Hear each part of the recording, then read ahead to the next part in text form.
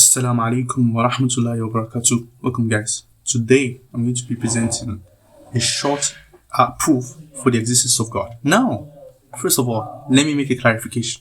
It's not going to be for the existence of God. It's going to be for the belief in God. Okay? Because I notice we often focus too much on proving the existence of God. Do you believe in that God? See, you can prove that God exists and still not believe. Yeah, people do that. But I'm going to prove that the proof for the belief in God. So this one of the proofs is more like a justification for the belief in God. Okay, because I noticed that also that the atheists, they do not claim that they can really prove that God doesn't exist. They will often say, you know what, you cannot see God and things like that, right? And also, they will not deny. They will say we cannot prove the non-existence of something. Okay, you are the one making the claim, so you prove it. That's what they will tell you most of the time. But me, I'm going to give a proof for the belief in God. So they have a proof for the disbelief in God. So that's what they are really telling you. They are saying, we do not believe in God. And this is why we don't believe in God. Or we are not convinced, or whatever. We need to prove why we believe in God. Okay? Not just existence of God every single time. It doesn't work most of the time, I'm telling you. Okay, that might work for you as a believer, but for someone that doesn't believe or someone that is losing his faith, it doesn't really get to them. So this is for you. I'm going to prove it from an existentialist point of view. Okay, now let's start. Okay, it's a soft subjective argument. Okay, for the belief in God. Okay, so it goes like this.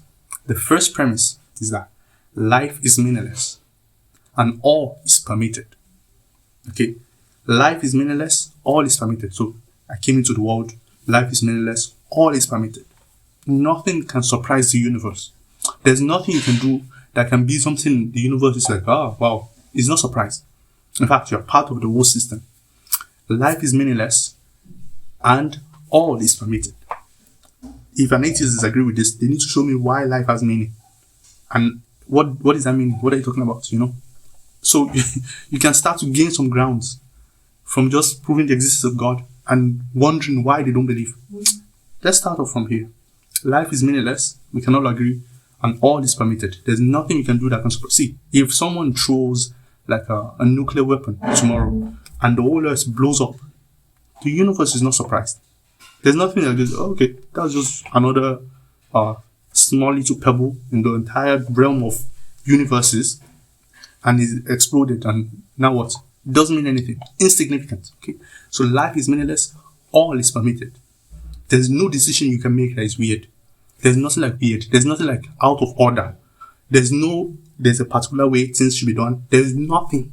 All is permitted. That's the first proof. Life is meaninless, all is permitted.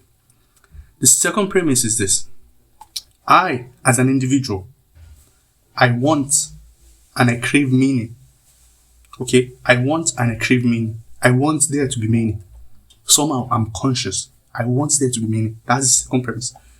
I don't know why I want it. I want meaning. I don't want to accept this fact that is meaningless and everything is insignificant. I want there to be meaning. Okay? Remember I said it's a soft subjective listening, because that's what you have to do sometimes to show that as an individual you can make that decision. Okay? Remember, first premise, life is meaninless, all is permitted. Second premise, I want and crave meaning in life for some reason. I want and I crave meaning for me. Okay? Now, the third premise, I don't even know if these are premises, but this just follow the argument. Since all is permitted, okay, and the alternative is meaninglessness, I reject meaninglessness of life. All is permitted. I can make this decision. I told you, like I said, no decision is weird. There's no weird decision. There's no particular decision that is the right way things should be done. Okay? So, since all is permitted and the alternative to not making anything is meaninglessness, I reject meaninglessness of life. That is the thought. So now we've rejected meaninglessness. First we started by accepting it, that life is meaningless and all is permitted. Then we notice that we crave meaning and we want meaning. The third one, now we are going to use, since we are free, to deny this meaninglessness. Okay? Then the last one is that now I ground my meaning in the belief in God. Okay? That all of this somehow makes sense because there's a God behind all of it. That is, see, there's nothing weird. There's no weird decision. Remember, all is permitted. Anyone that comes and make an argument against what I'm saying would have to show me why his position is not just insignificant too. Okay? Remember, all is permitted, literally. Okay? So, you are actually free to do this. You can do this. It's just one of the many things you can do. Soft, okay? One of the many things you can do is to choose to reject meaninglessness itself. Okay? So, I ground my meaning in the belief in God. Then the last one is, therefore, I believe God. I believe in God. I created the world and He sustains it and all those things that comes with it. Boom, that's it. That's the argument. No one can come against this argument. Anyone that comes against this argument will just be trying to take me to another path that it will be equally insignificant. Like, if he believes what I just said is all nonsense, anything that he says is equally nonsense. Do you see? So now it will become some kind of personalized, subjective grounding for your own belief. Because everyone does this anyway. The atheist, he might not be aware that he's doing this, but he's equally making these decisions, whether he knows it or not. And he's having justification for his own existence. How his existence makes sense. He has some justification for that. Maybe you say, oh, we just accept whatever. That's one way. Another way is to reject the whatever and transcend it. That's our own path. Okay? And then when you ground this, you see like it's personalized. In the sense that, do you notice also that if you go and study, for instance, Islam, they will tell you that the faith, the Iman, is between you and God. Isn't it? It's not about the community. It's about you. Do you really believe? You might know all the arguments. You might call people to Islam. But do you, deep inside you, do you believe? You might not believe. You might be someone that has doubt. You might be someone that...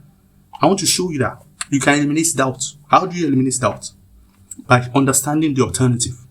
The alternative is meaninglessness, such that the quote-unquote reality is meaningless. And anyone that can disprove that, please tell me how the reality of the world is not meaningless. And tell me what its purpose is. Okay? So, if you understand that, you will see like, you already have two options. Is either you accept the meaninglessness, which is in existentialist world, if you study like someone like Albert Camus, this is absurdism. Or you reject it. You see this position, they call it delusion. They say it's delusional. You are just trying to escape reality. Yeah. That's what I'm saying. We want to reject it. We want to reject meaninglessness. Isn't that a path? Yeah. Since we can think about it, it's possible. If it's possible, we can do it. So, this is a soft, subjective argument that is actually much more powerful, in my own opinion. It's very powerful because it's personalized. Now you can understand why you believe that the alternative is nothingness, meaninglessness. So I reject that and I believe in God. You see?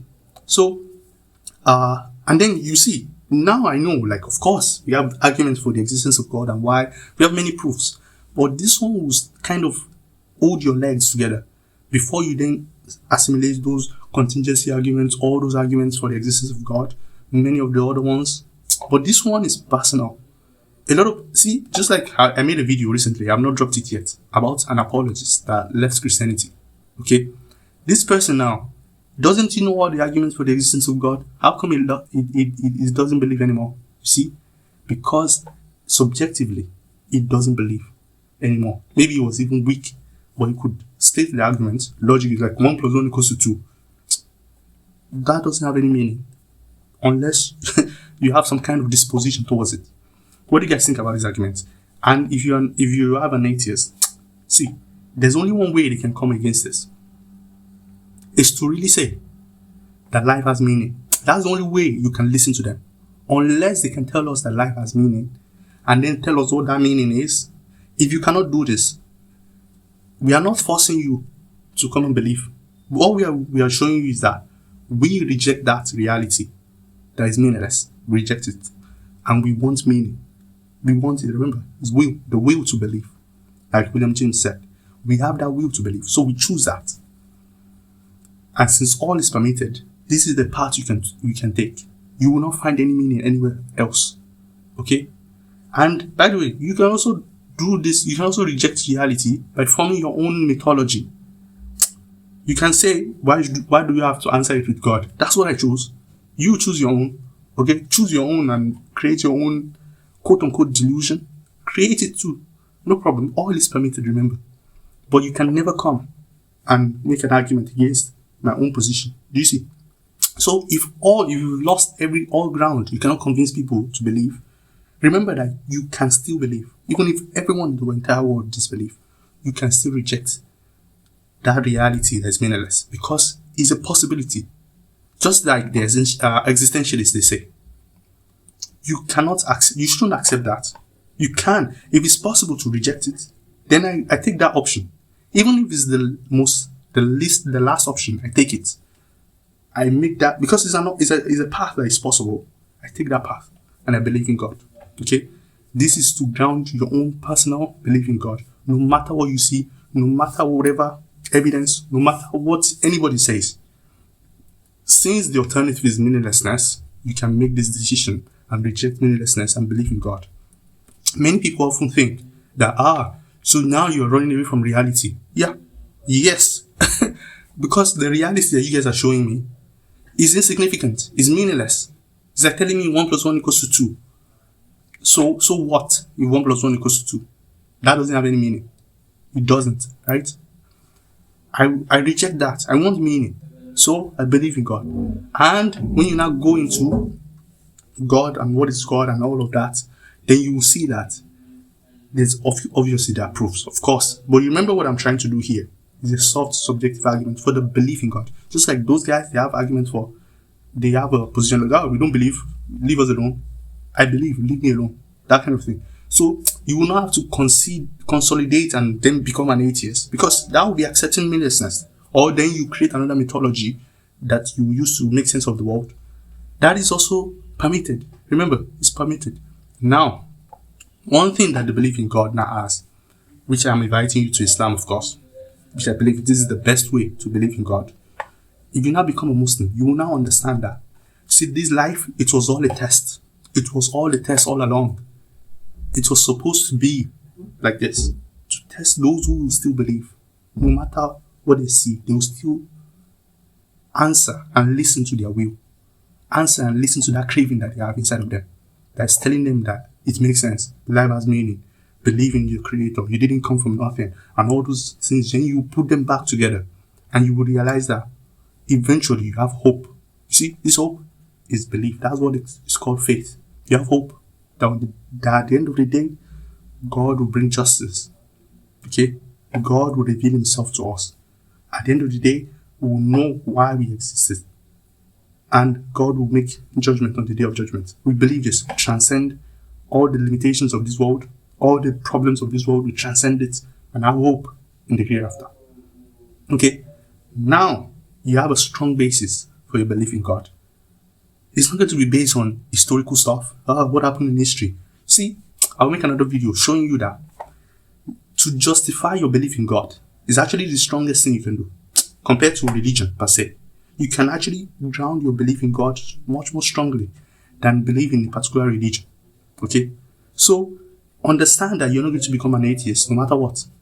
If you can do that, and you understand that any other position is either accepting meaninglessness or creating another mythology, another path that you think is, maybe you don't want to accept a religion, and then you choose another path. That is also permitted, but it's a mythology also. And it depends on what you believe in it anyway. But the believers can choose their own path too. In the sense that if you are being fair, everything is on common ground. But remember, you will know why you believe and why it actually makes more sense. Because it's a decision you can make. Because you already have that craving and that will. If you don't have craving and you don't have will for meaning, then why would you believe? But if you do have that craving and will to believe, follow it and accept, rejecting the reality that is meaningless, and you believe in God. I hope this makes sense. I don't know how you guys will receive this, but let me see your thoughts in the comment section. See you guys later. Wassalamu alaikum wa rahmatullahi wa barakatuh.